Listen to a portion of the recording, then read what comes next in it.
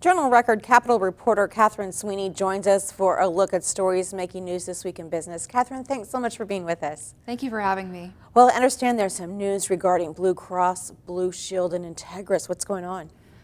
Well, insurance companies work with hospitals to get their reimbursement and provider rates nailed down. So hospitals get paid for the services they provide.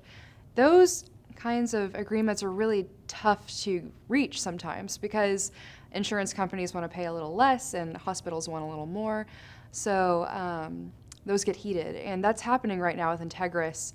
Integris might not have Blue Cross Blue Shield service anymore starting September 1st unless they reach an agreement by August 31st. And you guys are working on that story right now, the Journal Record, correct? Yes, ma'am. All right, we'll look forward to seeing that. Also, cotton isn't king yet, but it is on the rise in Oklahoma. What's the latest in that arena? So cotton production has almost doubled since last year, according to the USDA. And it seems like that would be because prices are so great with cotton, but really it's because prices are so bad with everything else. In the world of retail, we understand the micro retail trend is growing in Oklahoma City. First of all, what is that? I don't know. And why is it becoming so popular?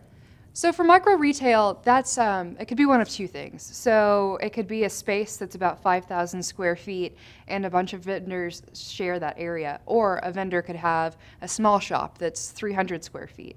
The idea is they're using less space, which takes their overhead costs down. They're paying less rent, they have to order less merchandise to fill the area, so it makes it easier for retailers to operate a business. Moving into the world of energy, solar power is not taking off quite like some had hoped. What's the issue?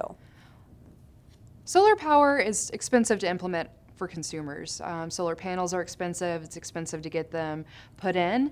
That's true everywhere. But in Oklahoma, electric prices are so cheap for consumers that there's less incentive to invest in that. All right, Catherine Sweeney with the Journal Record, thank you for being with us. Thanks again for having me.